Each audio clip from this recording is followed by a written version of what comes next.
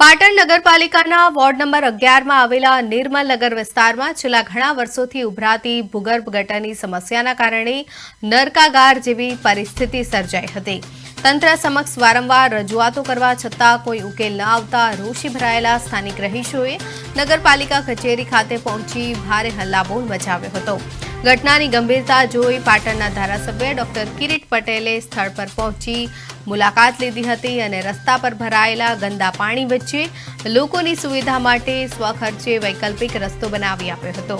તપાસ દરમિયાન સ્થાનિક પમ્પિંગ સ્ટેશન બંધ હોવાનું સામે આવતા ધારાસભ્ય અને આગેવાનો દ્વારા જીઆઈડીસીના અધિકારીઓની ઝાટકણી કાઢવામાં આવી હતી। તંત્ર દ્વારા અપાયેલી 10 દિવસની મુદત બાદ આખરે બંધ પમ્પિંગ સ્ટેશન પુનઃ કાર્યરત કરાતા સ્થાનિકોને ગટરના પાણીની સમસ્યાથી મુક્તિ મળી છે।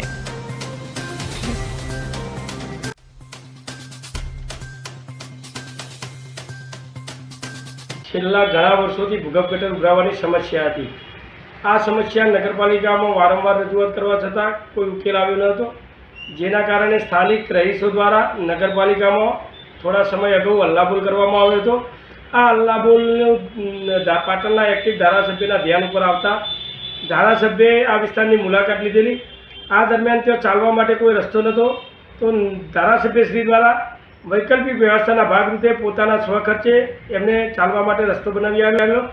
ત્યારે બાજુમાં જ અડીને આવેલું પમ્પિંગ સ્ટેશન બંધ હાલતમાં હતું, જે તેમને પ્રજા દ્વારા રજૂઆત કરવામાં આવી, જનતા દ્વારા। આ રજૂઆતના પગલે તેમણે જીયુડીસીના અધિકારી અને કર્મચારીઓને વાતચીત કરી। વાતચીત દરમિયાન જીયુડીસીના અધિકારીઓએ 10 દિવસનો સમય માગ્યો અને 10 દિવસની અંદર આ પમ્પિંગ સ્ટેશન અમે કાર્યરત કરી દઈશું તેવો જવાબ આપેલો અને આજે 10 દિવસ પૂર્ણ થતાના સાથે જ આ પમ્પિંગ સ્ટેશન ચાલુ કરી દેવામાં આવ્યું છે।